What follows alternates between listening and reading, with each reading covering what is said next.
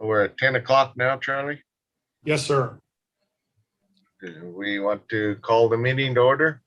That would be up to you, sir. We do have a quorum, it appears to be. Let me just double check here. Yes, we do have. Okay, well, let's go ahead and call this meeting to order on the 8th of October at 10 a.m. Special meeting here. Thank you. Nick, it says here that Commissioner Cura is trying to access the meeting. He's for some reason having a problem with the ID, so. Shall we hold off one moment then, Charlie? Yes, Yeah, let me see if I can get him in here real quick. I don't see him trying to connect on the outside.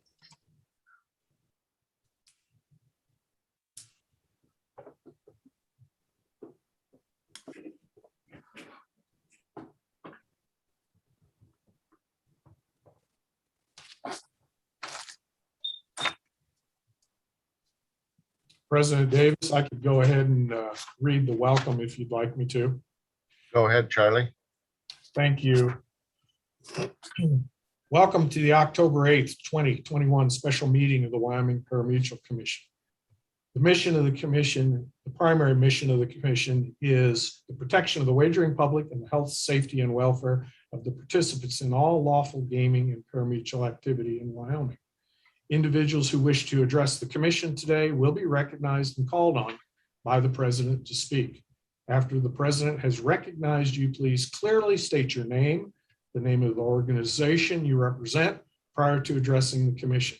All comments, questions, responses must flow through the president by addressing the president each time you wish to speak. This procedure ensures an orderly flow of discussion during the commission meeting. All meetings of the governing body of an agency are public meetings open to the public except as otherwise provided pursuant to Wyoming statutes 16.4.403A. The meeting is being held via Zoom and is also available on the YouTube channel. The commission may open an executive session at any point pursuant to 16.4.405A. Inclusion on the agenda does not necessarily constitute a commission action. I just received another. Commissioner Cura is still having a problem getting connected. Nick, have you been able to catch up with him at all? I'm calling him on his cell right now. Okay, thank you. President Davis, I could go through the roll call if you'd like. Sure, go ahead, Charlie, get started there. Thank you. It's 10:03. Call the meeting to order. Roll call. President Davis. Here. Vice President Broussard. Well, it doesn't, I mean, Here. Thank you. Commissioner Cavello. Here. Thank you. Commissioner Daigle. Here. Thank you. Commissioner Barry. Here. Thank you. Commissioner Leinen. Here. Thank you. Commissioner Cura has not been able to join the meeting yet, but will join shortly. Governor's advisory representatives. Dwayne Pacheco. Dwayne is not on the line. Jenny Wildcat. Here. Good morning, Jenny. Dan Schiffer is absent. Senator Driscoll is absent. Representative Newsom. Here. Thank you very much. President Davis, we do have a quorum. Again, we're still trying to get Commissioner Cura on the line. Also, we have joining us additionally is Mike Kaler with the Attorney General's office. Would you like us to go into the Pledge of Allegiance, President Davis? Yes, let's proceed with that, Charlie. Thank you. I pledge allegiance to the flag of the United States of America and to the republic for which it stands, one nation, under God, indivisible, with liberty and justice for all.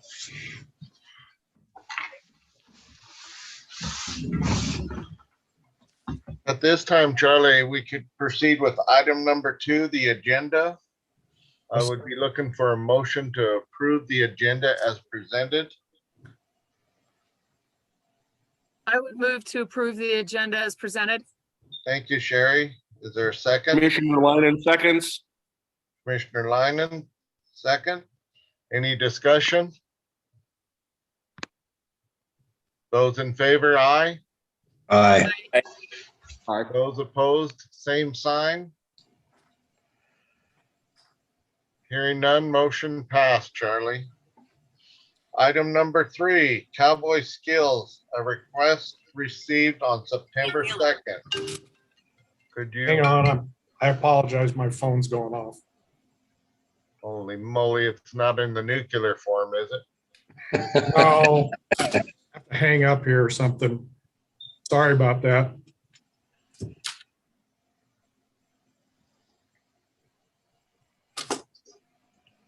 Okay, item number 3, Cowboy Skills.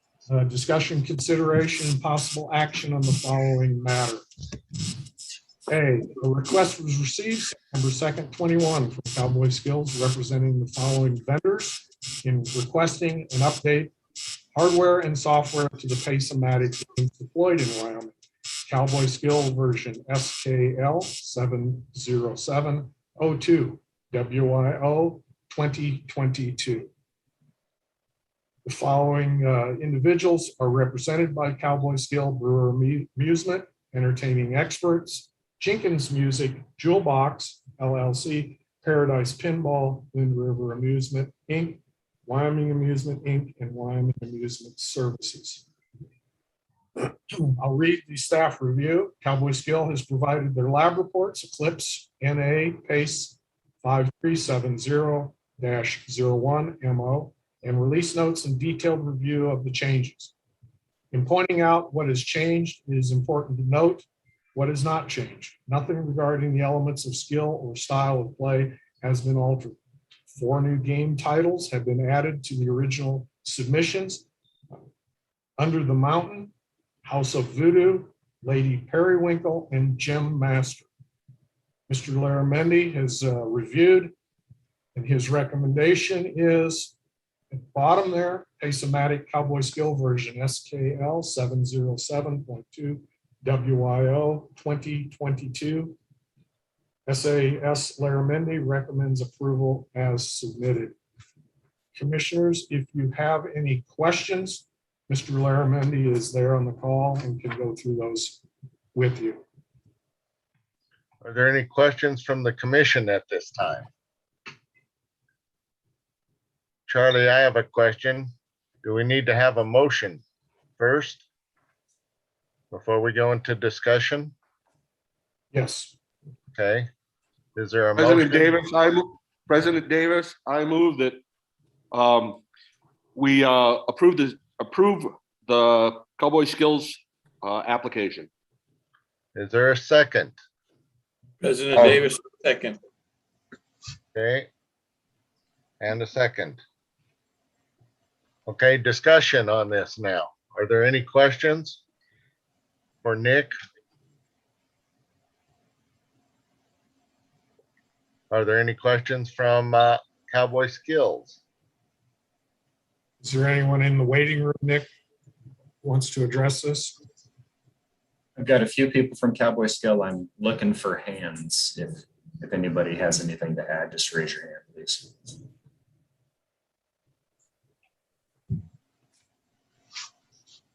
Looks like it's been moved and seconded, and there's no further discussion. Is there a call for the question? I'll call the question. Thank you, Commissioner Barry. All in favor of approving the item number 3A? Aye. Aye. Aye. Those opposed, same sign.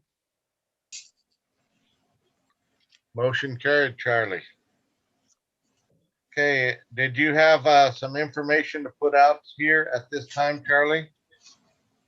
I don't think at this time, I think we can move on to the next item, other than I do see that Senator Driscoll has joined the meeting. Thank you, sir, for joining us.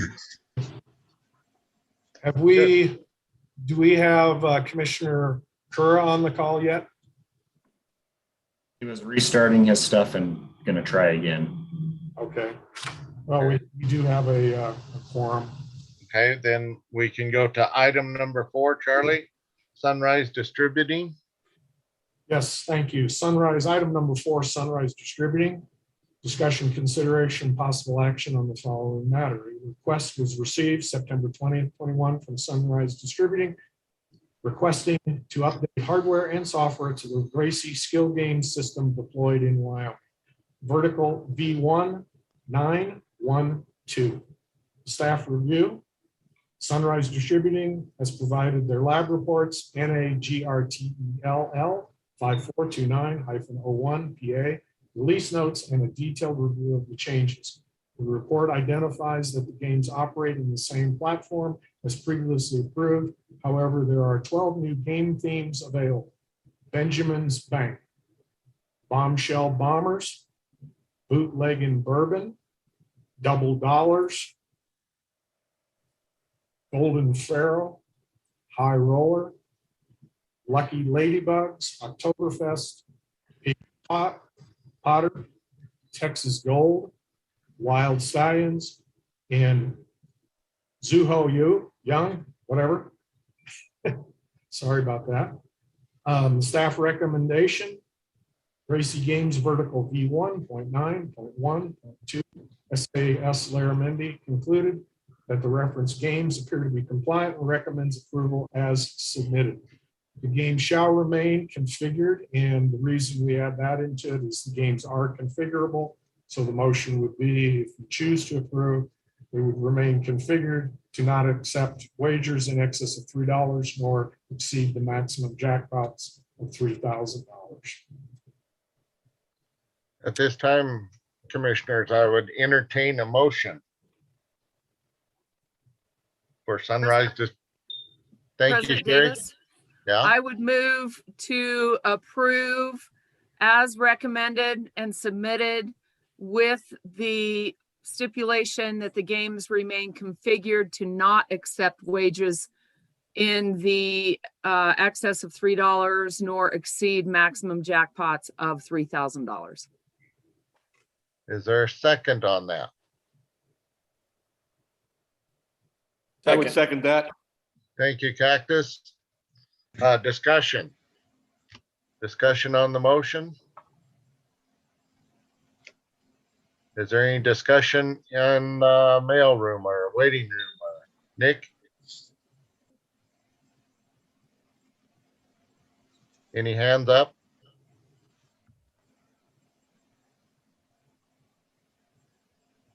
Okay, Charlie, at this time, we'll call for the question. All in favor? Aye. Aye. Aye. Those Aye. opposed? Those opposed, same sign. Hearing none, Charlie. Motion carried. Thank you.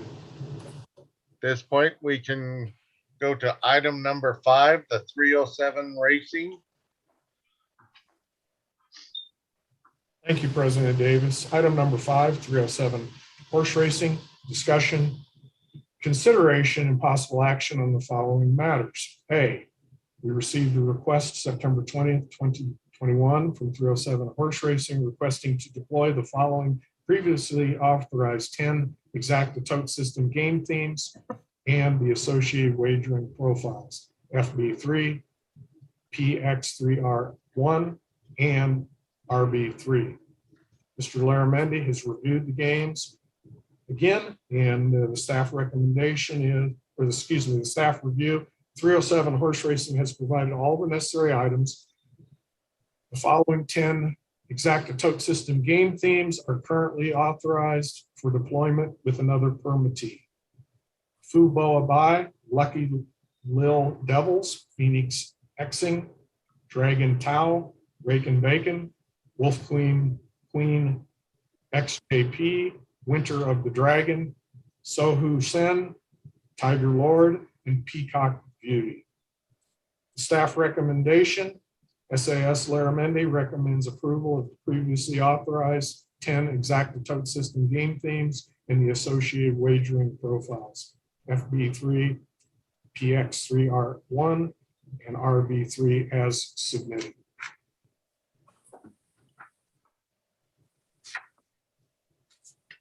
At this time, commissioners, I would be looking for a motion for 307 here. I move we approve it. Commissioner Barry, is there a second?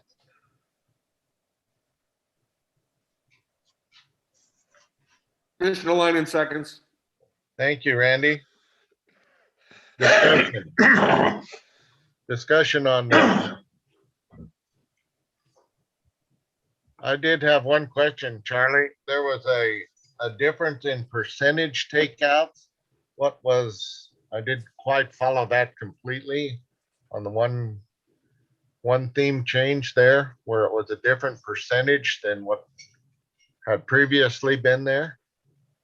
Yes, I think that would be a question for SAS Laramendi. He did the review and did the write-up for you. It may be for the next set of games too. Oh, okay. That is correct. It is for the next set. Okay. My fault That then. is- Okay, thank you. Is there any discussion from the waiting room, Nick? President Davis, I don't see any hands raised there. All right, thank you, Nick. Call for the question then. All in favor? Aye. Aye. Aye. Those opposed, same sign. Motion carried then, Charlie. Thank you. Item 5B, 307 horse racing. The request again was received September 20th, 2021. 307 horse racing is requesting to deploy the following previously authorized Exacta tote system math models: TRM 1021, TRM 1028, TRM 1041, TRM 1200, TRM 1400, TRM 2100, TRM 3010, TRM 3015, TRM 1030, TRM 1050, and TRM 1035 and their associated themes. Staff review. 307 Horse Racing has provided all the necessary items for the approval of the following 11 Exacta tote system math models and the associated themes. All of the math models and game themes are currently authorized for deployment with another permittee. Staff recommendation: SAS Laramendi recommends approval of the previously authorized 11 Exacta tote system math models. Again, I don't think we need to read all those and their associated themes as submitted. Is there a motion to approve this at this time? Item 5B. Mr. President, I would move to approve with the change in percentages as recommended by SAS Laramendi. Okay, is there a second? I'll second. Okay, moved and seconded. Discussion at this time? Any questions, commissioners? President Davis, this is Commissioner Lynan. I have a question either to Director Moore or SAS Laramendi. 307 Racing is getting approval of an awful lot of games here, and as of right now, they only have one location that we have approved for them to game. Are they moving into another area? Or are they looking for approval of another location? President Davis, Commissioner Lannon, these on their original submission, they had These are terminals that they have in the location that they're opening. So instead of just having the 3 or 4 original game themes that they had submitted on that, this is to build on top of what they have on the floor. Thank you. That answered my question. And Are Nick there would go into the takeout differences, if you don't mind. Certainly, President Davis, in your packet, you'll see there's some takeout rate changes on a few of them. Math Model TRM 1200 was originally approved for another permittee with an 8% commission takeout rate. The version that is being deployed for 307 or requesting to be deployed for 307 consists of a 10% commission takeout rate. All of the other requirements are the exact same as the originally approved model, with just the difference in commission takeout rate. On TRM 3015, when that originally came before the commission for another permittee, it was approved with a 10% takeout rate. The version submitted in this consists of an 8% takeout rate. So it's actually a little bit lower than was originally approved. All of the other requirements remain the same. For TRM 1030, it was originally approved for another permittee with a takeout rate range of 6 to 8%. The version submitted is a 6 to 7% takeout rate. So it's actually a little bit lower than what was originally approved. And those are the 3 math models that have a takeout rate change. Are there any questions for Special Agent? I have one, Nick. Could you kind of explain why the difference, or what the request for the difference would be? What would be the reasoning for the different? President Davis, I think Director Moore can answer the takeout rate question better than I can. However, with that being said, several of the math models operate on different, like it's the same math model, but the operator can choose the takeout rates that they want. So like for TRM 1030, it actually, they have 3 different takeout rates for that math model. And it goes, I believe it's 6, 8, and 10% on the TRM 1030. But again, Director Moore can explain kind of the commission takeout rates a little bit better than I can. Thank you, Nick. Could you expand on that a little, please, Charlie? Yes, I'll try to do the best I can, and this may be more of a question for the permittees and the manufacturers, but the games are submitted to us with optional takeouts, I believe. That is correct. And this is a choice of the permittee that they have made to offer a little different takeout. And also, I think what we find is some of these games have gone through revisions, and while these haven't necessarily, when they were originally approved, they've made some takeout alterations in the newer versions. I'm not sure if I answered your question.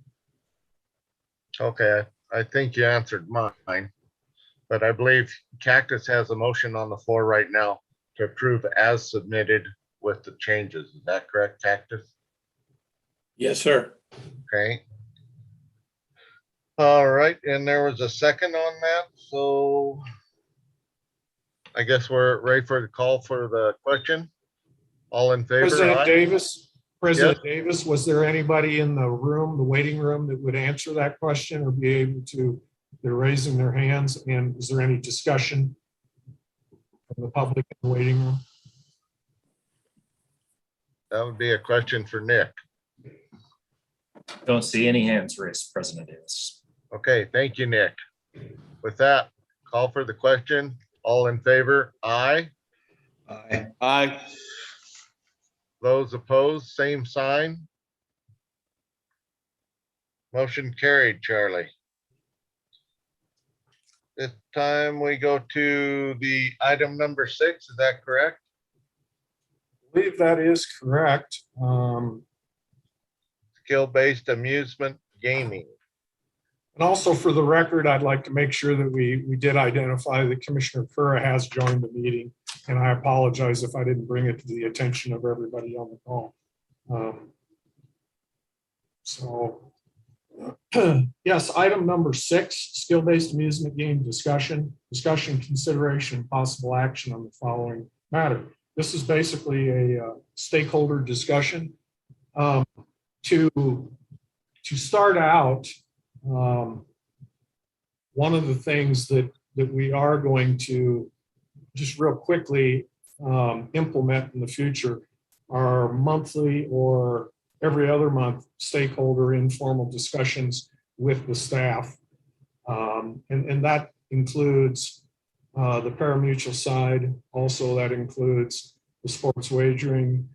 And then, of course, as I'm saying today, the stakeholders for the skill-based amusement games. This will give the different affected parties a little closer tie to the agency, to where they can discuss in an informal forum once a month, every other month, something like that, whatever's appropriate, what we're seeing, what they're seeing, so we can keep that information flowing better from all of the individuals that we regulate and oversee.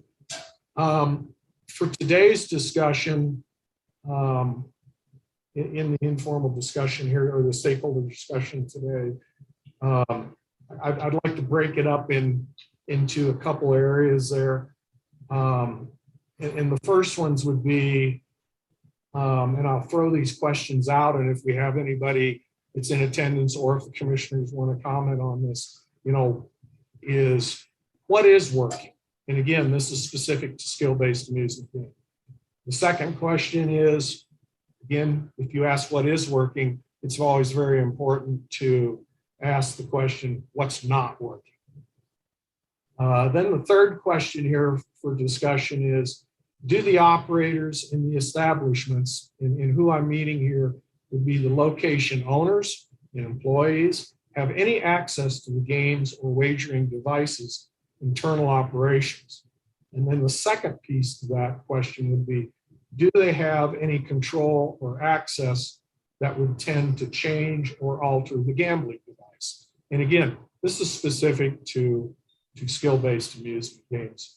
So at this point, I would open it up if anybody in the waiting room would like to comment on any one of those three questions. Nick, let's bring him into the room. I see that we have Jonathan Downing with his hand raised.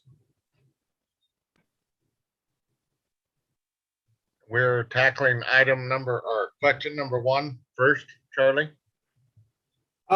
Yes, the questions that we're discussing at this point would be what is working, more importantly, what's not working, and then if the operators could answer the question and discuss a little bit, do these location individuals where terminals are located, does the bar owner, do the employees have keys or access to the terminals? And Nick, you said that Mr. Downey has his hand in the air. Jonathan? That's correct, President Davis, and he's okay to speak here. Should be.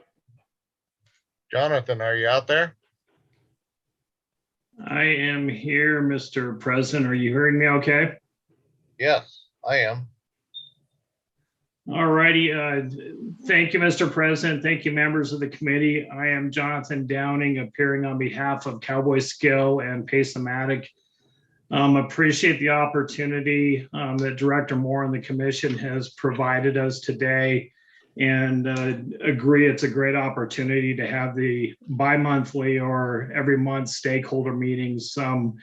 In terms of what's working, the first thing that I would point out, and I think this is very important with all that's been going on since Skill Games took place back in 2020 onward, is that the agency and the commission have moved very efficiently in standing up skill games between the law changes as well as on the regulatory side with the commission. And so for that, we definitely thank you on that end. And with dealing with other agencies as well as state government, you should be commended on how quickly you've moved, because there are times with other agencies in other capacities over the years where it does take time, and you've been very diligent.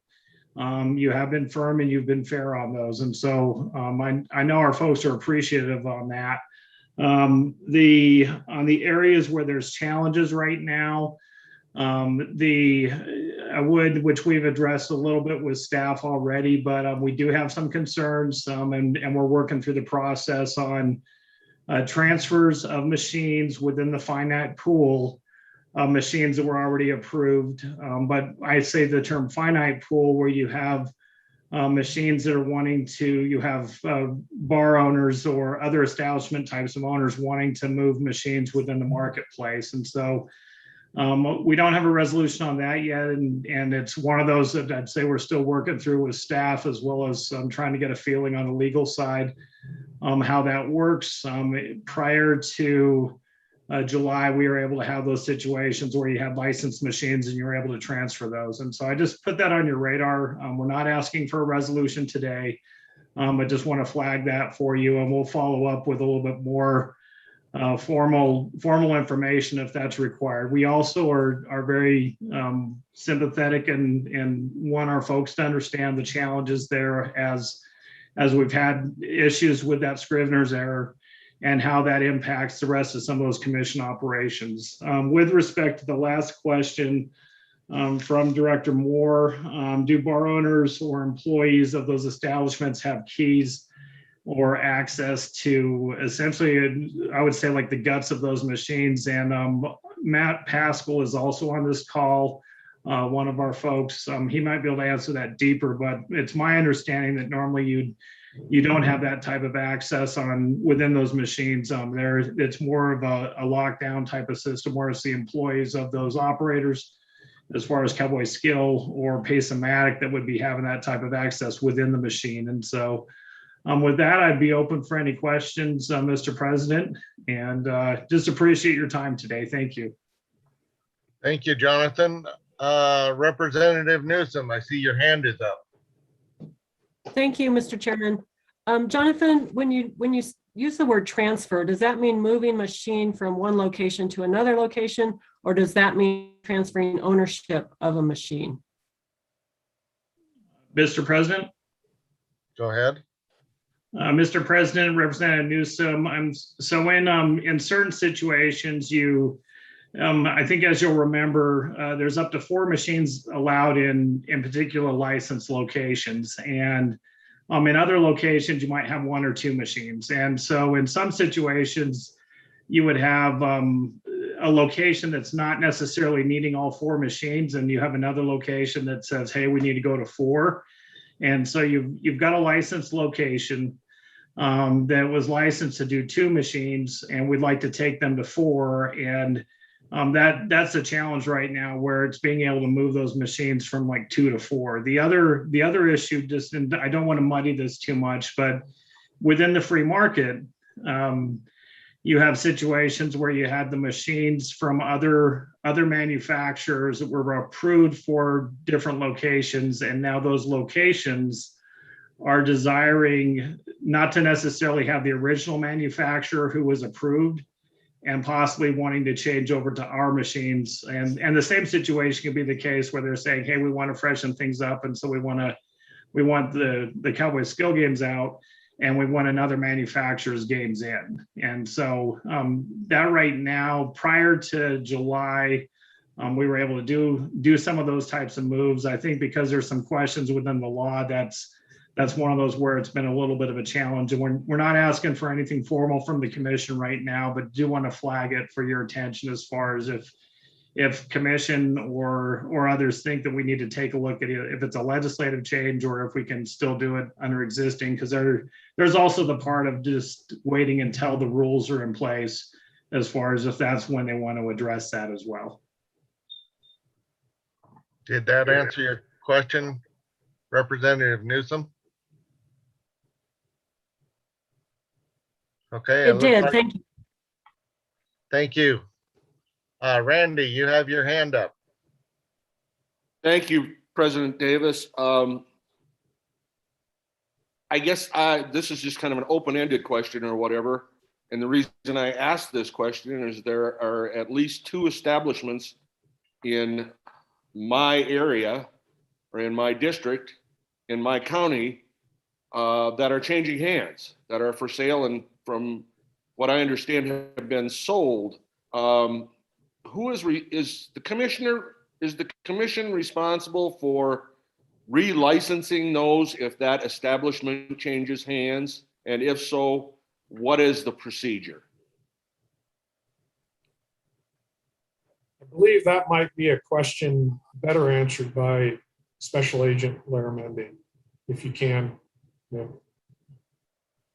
President Davis, Commissioner Leinen. So the establishments themselves are licensed. So if barring no changes in the name of the location, the license has been just transferring to the new owners. And then we update the license here with the new contact individual.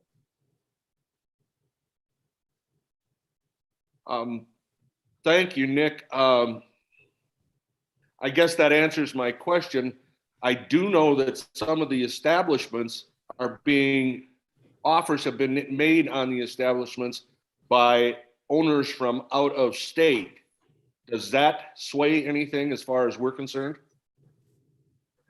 President Davis, Commissioner Leinen. So with the new legislation as well, I should probably back up a little bit. So last year under the session law, we were transferring licenses, just kind of how I had said, it was really that easy. With the new legislation, it now requires backgrounds and fingerprints. So we have to obtain backgrounds and fingerprints for a new owner to vet those to make sure that there's no statutory disqualifications for them to have the license. So some of these things they can get pretty complex. So that does give. I appreciate that. I appreciate that, Nick, and I know you're going to do due diligence on that and make sure that we have what we need to do in regard to the new legislation, et cetera, and everything else like that. I just, these are businesses and they do come up for sale and they are bought by entities that aren't necessarily in Wyoming. And I just want to make sure that we're doing our due diligence on these. Not that I don't believe that anybody's buying a bar because it has games of skill in them, but I also know that that is out there and part of the establishment. So. Thank you, Commissioner Leinen. Are there any other questions along this line here? President Davis, we do have a hand raised by Mr. Agopian. Okay. Yes, Mr. Chairman, can you hear me? This is Nicholas Agopian representing Bankshot LLC, one of the skills games licensees and operators here in the state. Go ahead, Nick. To the 3 questions that were posed by Director Moore, I would offer, excuse me, in response to what's working. In our mind, what's working is the commission's attitude and engagement. They're working hard and they're being responsive. And as Jonathan indicated, Mr. Downing indicated, they've done so in very short order and done so by engaging skills games companies. And so that is what is working. And so the attitude has our folks engaged, responsive, and so we really appreciate that. I don't know that I have anything that's not working. I would agree for consideration, at least during rulemaking, would be the needed clarification on how to move those games as it stands now from location to location. And it's to the 3rd question, it's my understanding that there is not access to the guts of these machines by operators or location employees. I can confirm that if I would reach out to the director if I'm misspeaking now, I'll find out and confirm. And the bulk of that is all handled through the software, which is all handled for the most part remotely. So with that, I would stand for any questions and thank the commission for its hard work. Are there any hands up there, Nick? The other Nick? President Davis, I don't see any right now. We have anything in the waiting room? Nope, nothing's popping. Okay. Is there any discussion from the commission?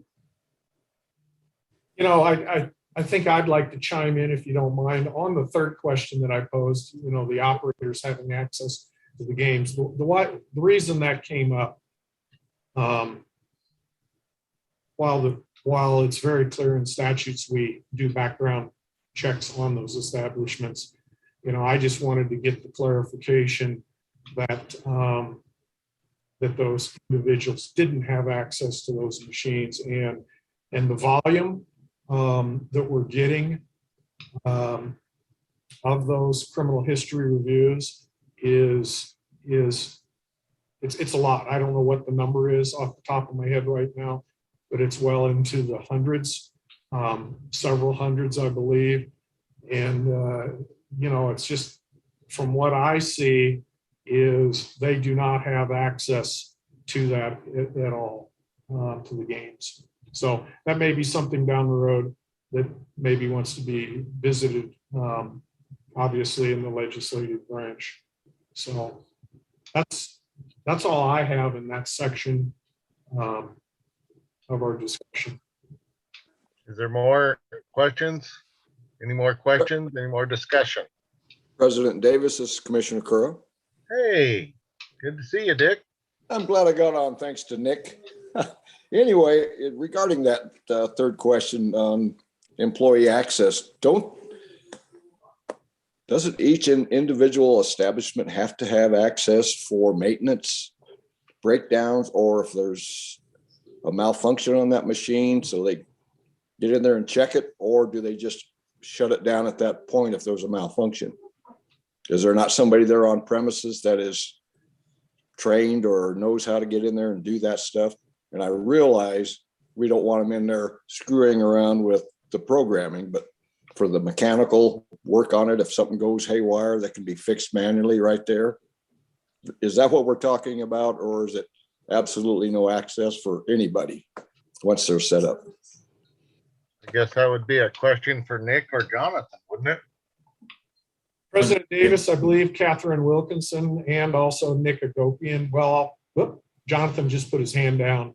So we've also have Troy Sweet with his hand up to respond to this, I believe. Yes, we can take them in order as their hands went up. Nick?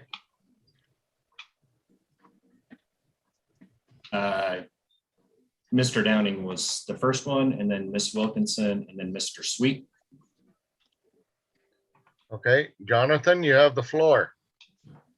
Thank you, Mr. President. Jonathan Downing. In general, and I'll defer to Catherine or Mrs. Wilkinson here momentarily, if that's all right. But the main piece is that you have the operators who are responsible for taking care of the machines, and so if there's an issue with the machine, normally those operators will be at those establishments fairly quickly. But I'll defer over to Mrs. Wilkinson, if that's all right, Mr. President. Thank you, Jonathan. Mrs. Wilkinson? Hello.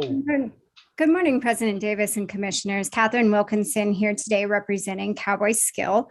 Thank you for the question, Commissioner. As Mr. Downing stated, the vendors do take care of the machines. So if there is a problem with them, the establishment just needs to call one of the vendors and they show up there very quickly.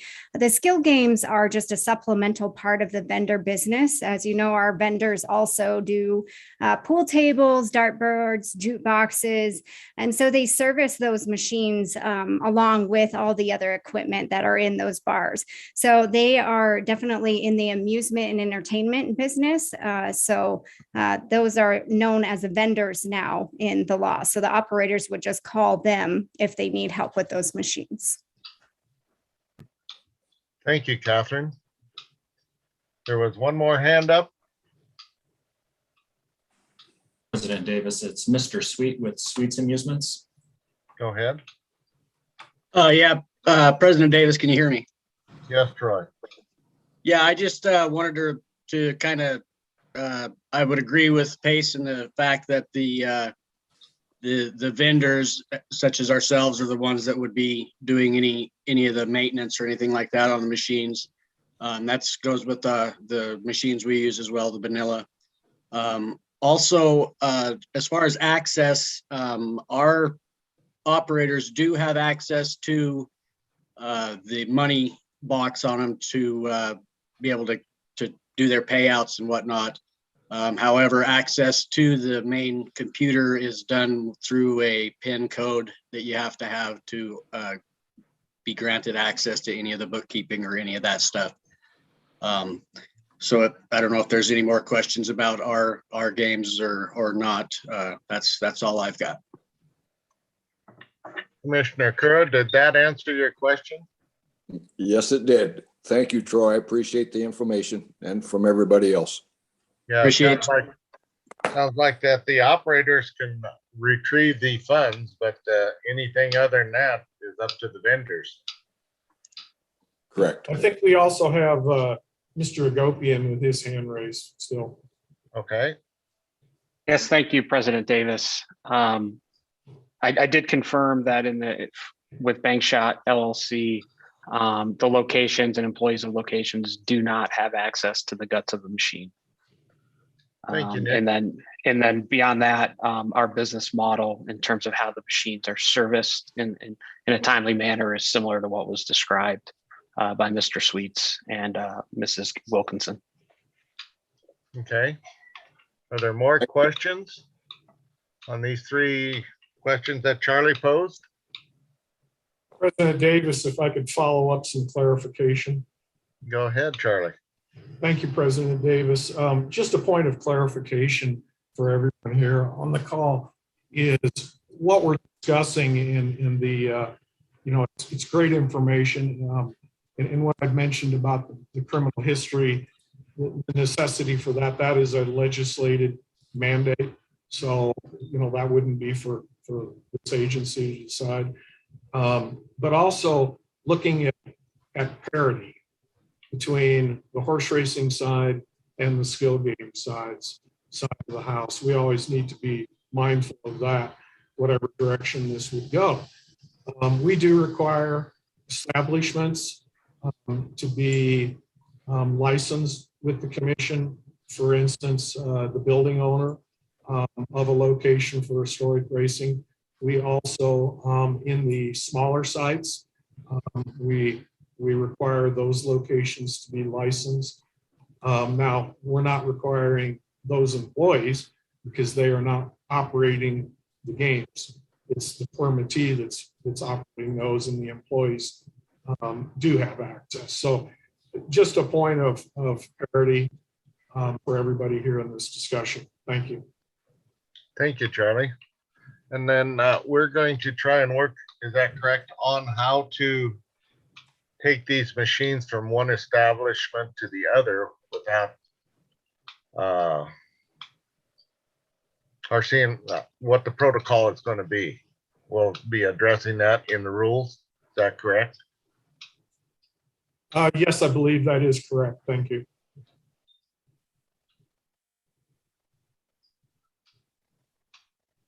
Is there another hand up, Nick, or am I missing one here?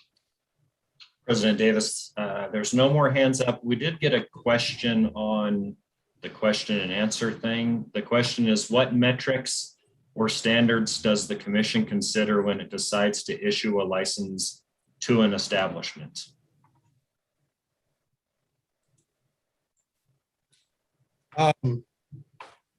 Not having, if I can, we can follow back up. That's in statutes. and relatively easy. I don't have that accessible to me right at the time, so I'm unable to respond to that. President, it's Director Moore. It's 1125-305. That's kind of the outline for what we have to consider for licensure. Thank you. Does that answer that question from whoever posed it? On the metrics or standards? Again, I'm getting I see the question here. There's another follow-up question. So in theory, everyone who meets the statute will be issued a license. I'm not sure I can respond to that at this time. So.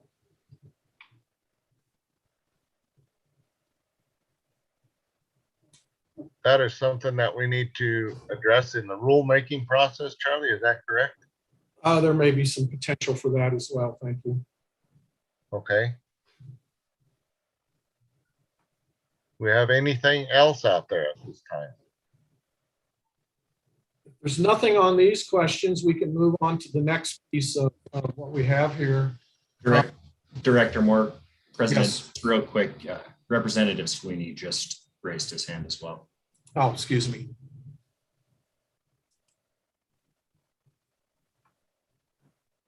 And he's available to speak now. Thank you, President, and Commission. So my question as it relates to skill-based amusements, I'm just wondering for our upcoming TRW meeting, is there legislation posed? And I apologize for not getting a hold of Representative Newsom or Senator Driscoll prior to this, but wondering next steps for the Scribner's error, and which is deeply, on behalf of myself, totally apologize for what this has done to eliminated our gaming commission, and back to the Pari-Mutuel and our ability to enforce a lot of stuff. So, and if I'm out of line, Charlie, just say so. I can appreciate that. So. Representative Sweeney, you're never out of line, so thank you for that. You know, I'm guessing the question would be more directed to Senator Driscoll or maybe to Representative Newsom to answer, and you know, potentially maybe they're unable to answer that question at this time.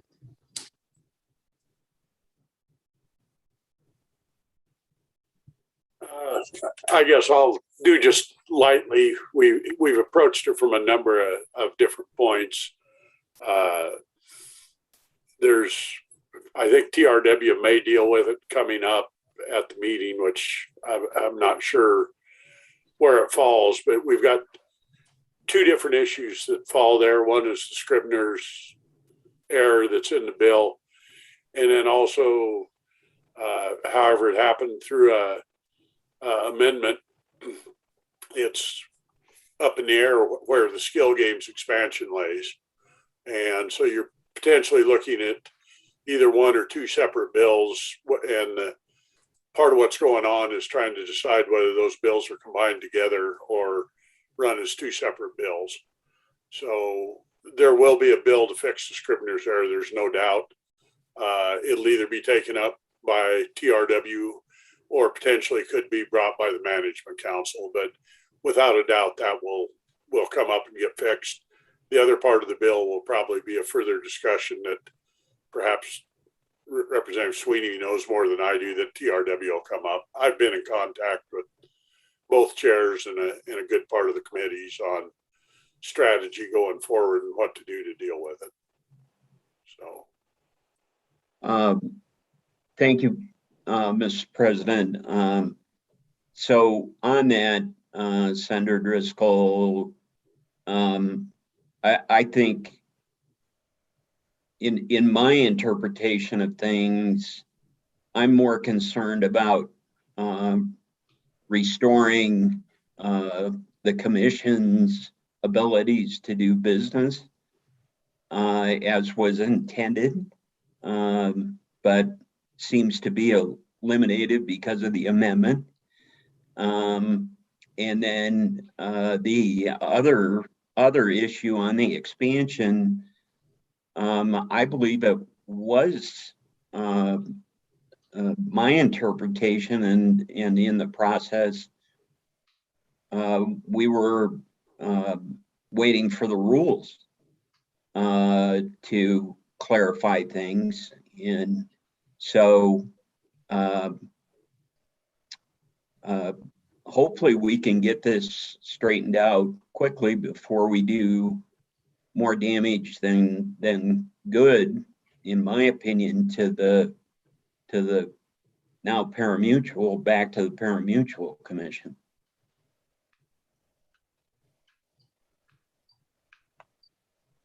Yeah, I think that's close to it, although, you know, the amendment made some things go away. Obviously, we lost 2 commissioners, we lost the name, we lost law enforcement. The list is long of what's there. I mean, it goes pretty deep.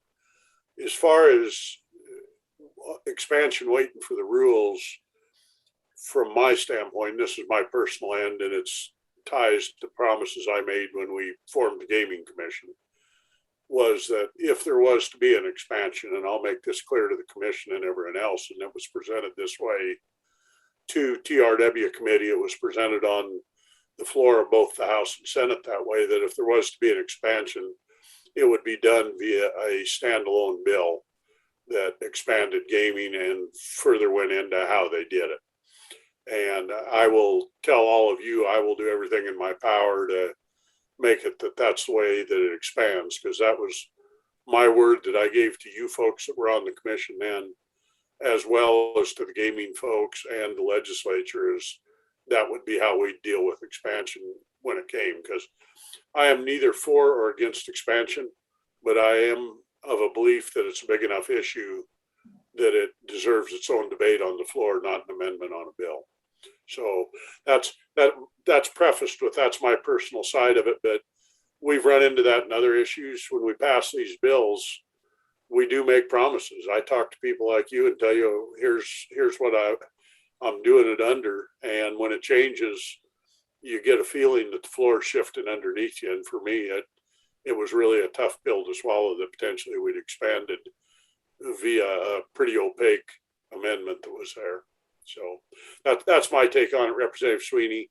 I think there's no doubt the Scribner's bill will go through. I think we all, I will tell all of you on the commission, I applaud the work you've done. I think you've done stellar work, both on the skill games and all the other gaming end we've done.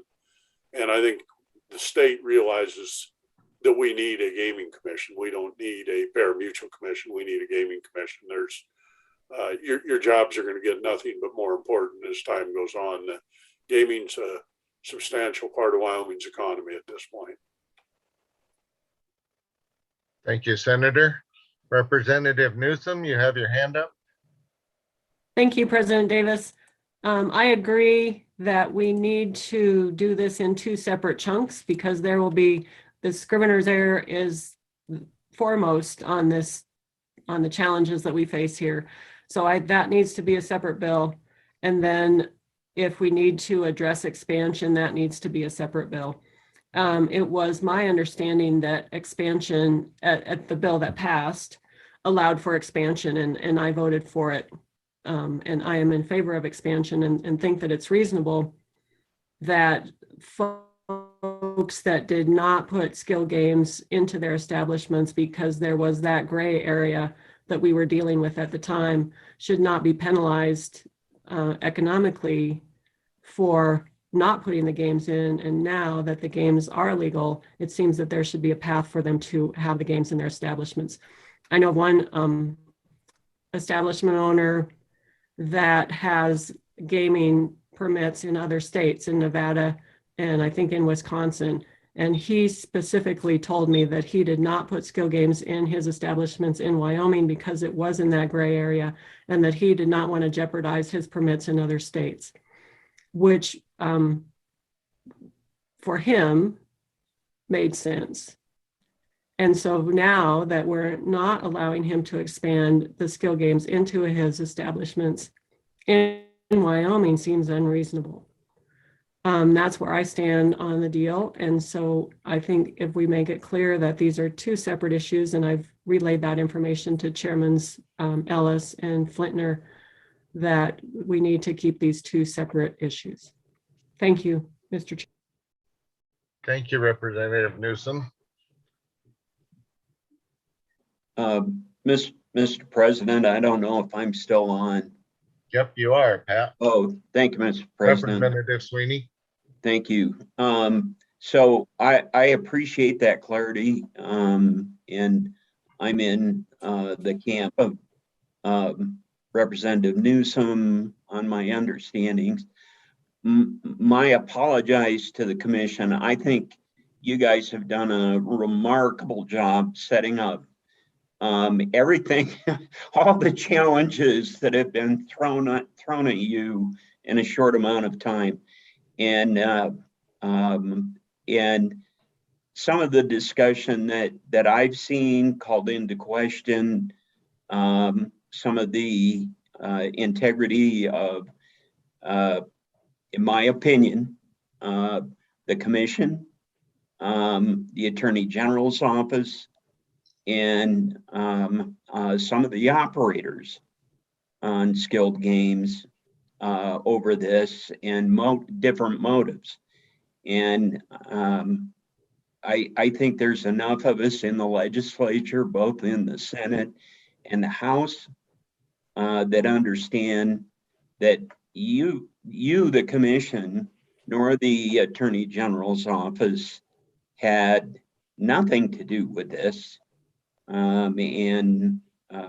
So I appreciate your work and your time this morning, and I just applaud you guys for hanging in there, and hopefully we'll get through all of this and move stuff forward. Representative Newsom's comments, that operator is based here in Casper, and he has licenses, gaming licenses in Montana and Nevada, and he has over 800 employees in operations in Rock Springs, several here in Casper, Gillette, and then I think 3 operations in Montana with his pizza side of his business. But that was his true concern on not having skilled games. He did not want to jeopardize his gaming operations or licenses in Montana and Nevada directly by making a mistake with putting skill games in too early. And now, honestly, he's being penalized of sorts. So, and there's lots of small operators across the state that are the same way. So again, thank you, and appreciate your good work. Thank you, Representative Sweeney. Senator Driscoll, is your hand up again?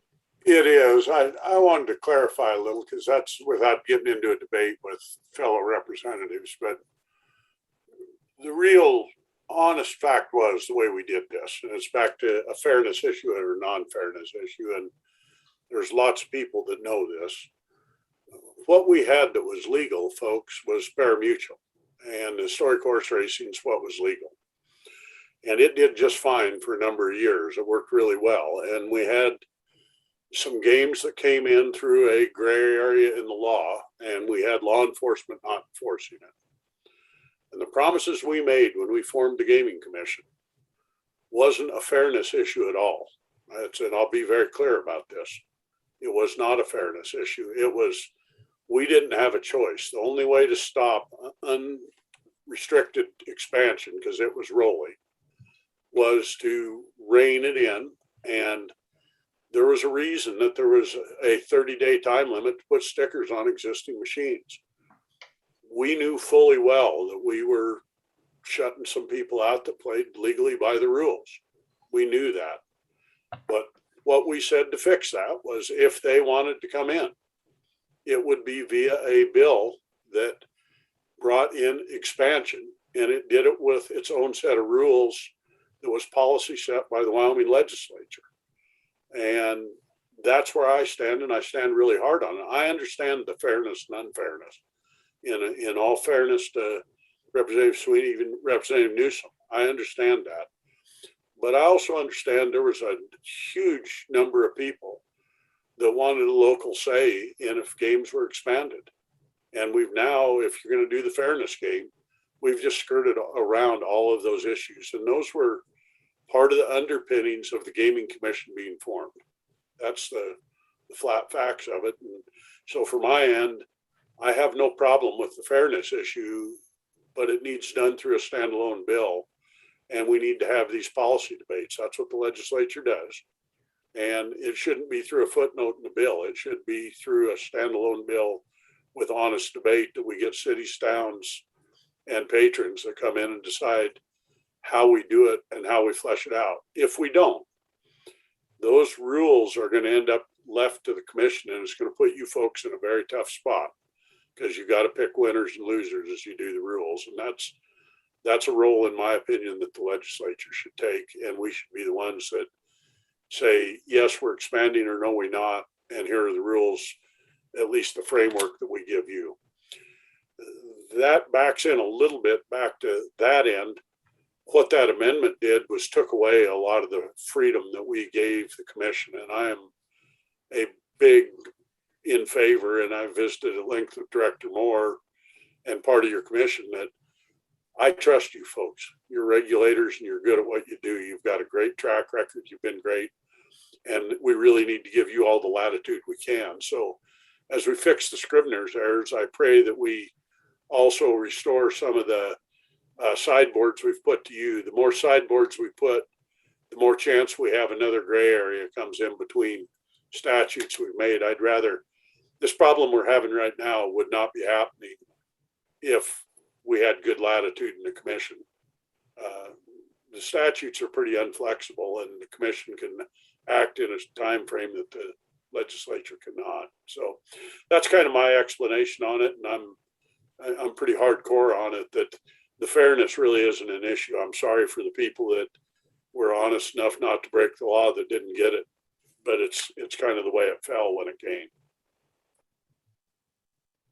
Thank you, Senator. Are there any other hands up at this time, Nick?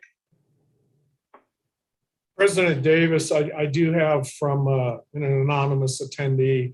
The question was, can the commission explain the expansion? And to address that question, and thank you for the question, at this point in time, the expansion that's being talked about requires a lot of a very measured and a very, we need to debate it, but we need to take a very measured approach to this and take our time looking at this. So to answer the question, what does it look like? That's to be determined, and it is not determined at this point. But to remind everybody, it's a very measured approach, calculated and measured and discussed approach to that. So thank you for that question on the anonymous attendee. And with that, Charlie, I think that is the whole reason for this discussion item here, is to get this information to the commissioners as we're going forth. Yes, thank you. Are there any other hands at this time, Nick, or questions? President Davis does not appear to be. Charlie, would you like to lead us on any further in here? Yes, moving on, and this is part of the rule discussion that we're working on. Again, we'll be working with stakeholders very closely with all the stakeholders, and also a full disclosure and a clarification. As Cowboy Skills has submitted 2 separate rule packets and their suggestions. The other stakeholders that we do have in the state currently have chosen to wait until the draft rules are available. We do welcome all input and every bit of input. And also to clarify the rule process, the commission will be drafting the rules, and we will follow a very similar process to what we did with sports wagering and also what we're doing with currently in a slower fashion on the historic racing side of the house. We will be working with GLI, Gaming Laboratories International, to bring us the first draft of the rules, and then we'll walk through it very similar to what we did with the online sports wagering and allow for input.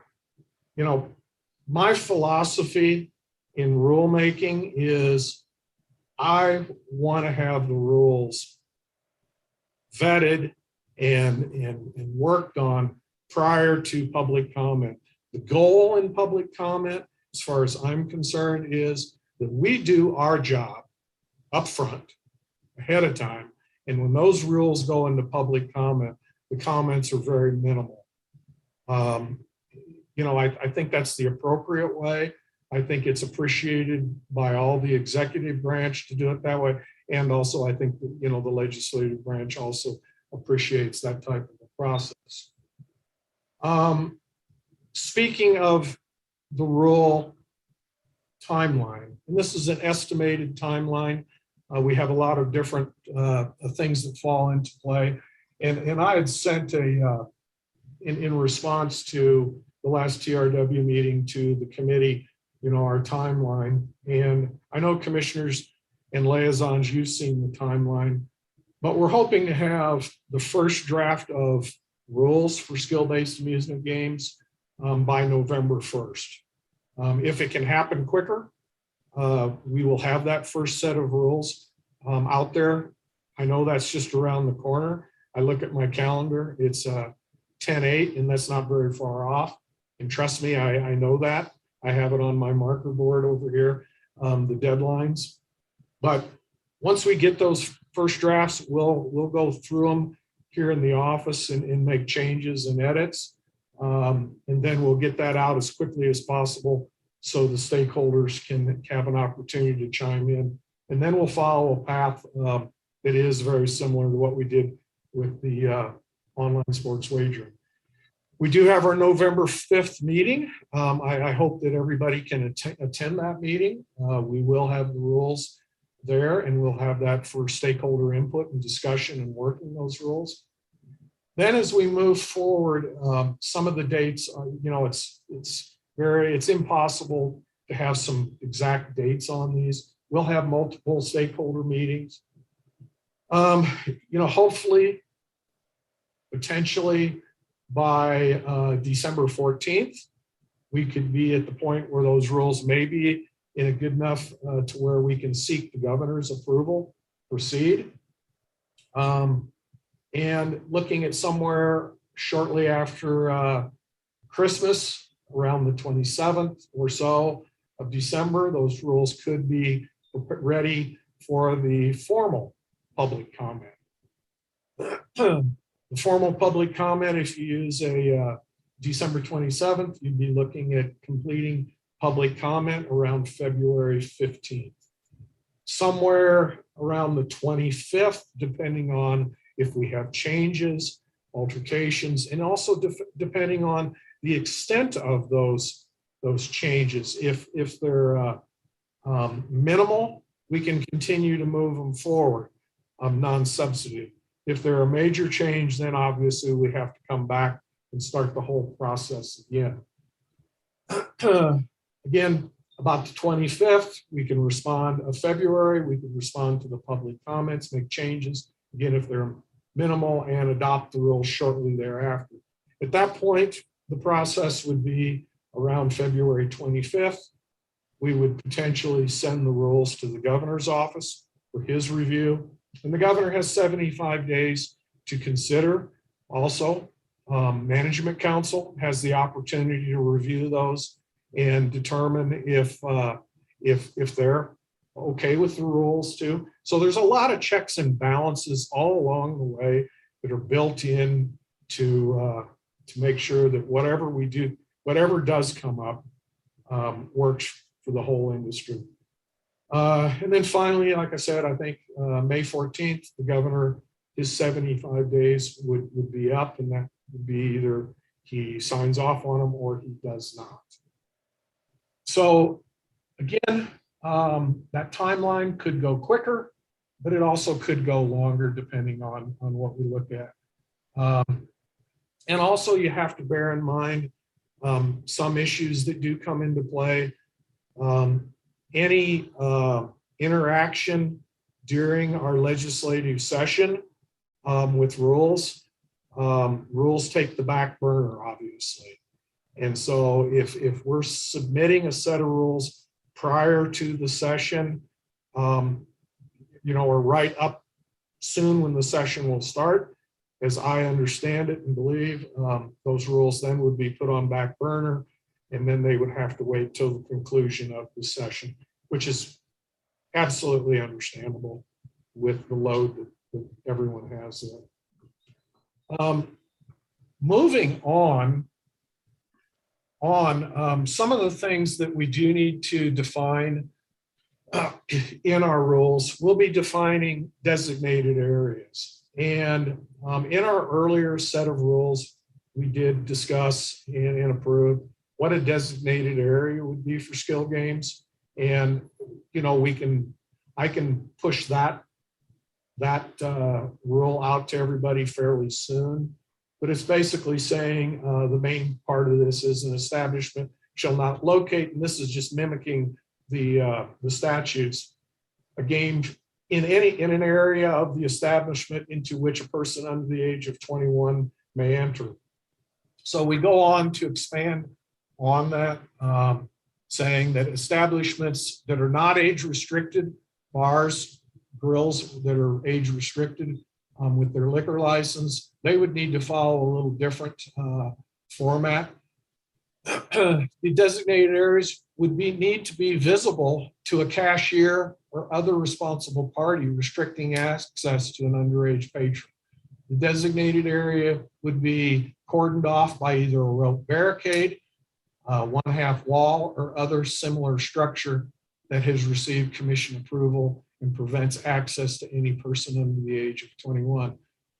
And then additionally, we put in there, each area shall have a single separate entrance through which no one under 21 years of age may enter.